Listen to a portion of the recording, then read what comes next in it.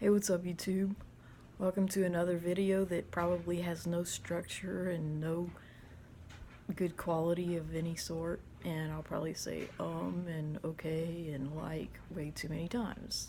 Okay? So, yeah, I still can't show my face. But basically, what I want to talk about today, and yes, I freshly painted my nails, is the fact that I wanted to elaborate on the idea that at this point in my life, I just don't think passing or living as a man would serve me well at all. And like I say, it doesn't really matter whether it would or not because no one would support me. Like, I would go from having 2 people that care if I live or die to 0. And that's just not an acceptable number, okay? So, yep. Basically, I'm just at a point in my life where after 36 years of being a female, I just feel like, I feel like I live the harder life. Like, I don't care what guys think of this, but it is a lot easier to be a guy than a girl, okay? So, basically, the reason I wanted to be a guy in the first place was, of course, I wanted my life to be easier.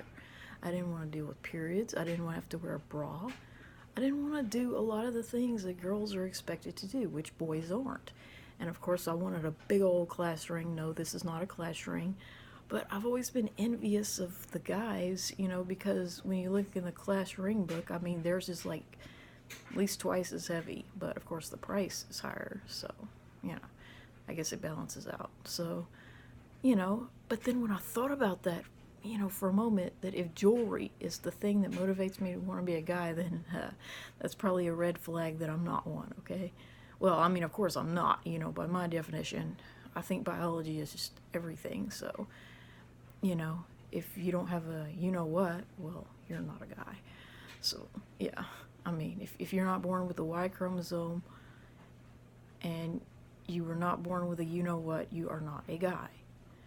So I think it's ridiculous, and it makes me very angry, when people even think I'm a guy in an anonymous forum, because you know what? It's like, I don't know, they say women want to suffer and be sanctified for it, and, well, I don't want to suffer. I mean, that's definitely not true with me, because I wouldn't get pregnant and have a baby for anyone or anything.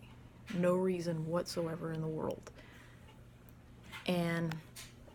But I feel like after 36 years of living as a female, I've done the suffering, basically, of just having certain things like that guys just don't have to deal with, I had a period for 21 years, and it's like, why, after 36 years would I want to suddenly be seen as a male? Because I feel like I wouldn't, it's like not being credited with a lot of the suffering that you had to go through as a female. Like, I don't know how to explain it any better.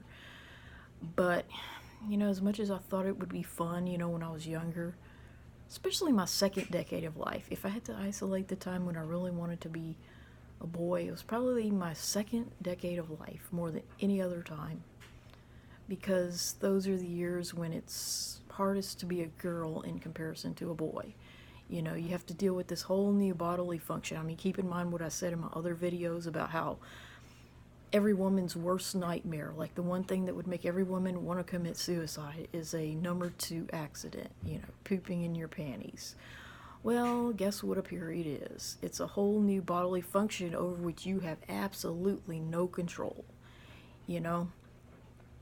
So, basically, when you're 10 through 19, I'd have to say that in comparison to boys, that's when the life of a girl is the hardest.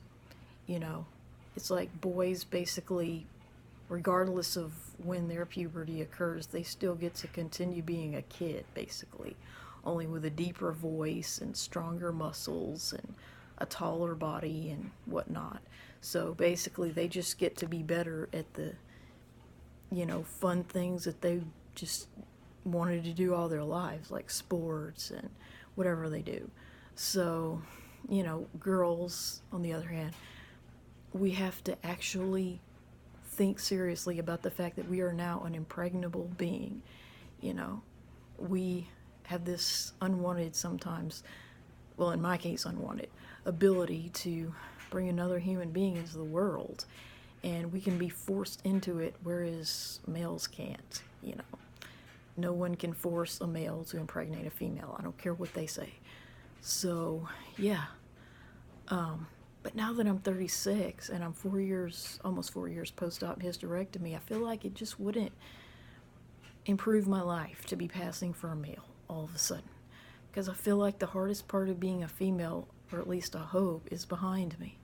You know, all the years of periods and, you know, worrying every single day of my life, you know, that someone would just come out of the blue and forcefully impregnate me without my consent, which luckily never happened, praise God. So, yeah, passing I think is overrated, and it angers me so much. You know, I was motivated to make this video because I was in a checkout line at a store, and in front of me was someone who was clearly a female presenting as a male.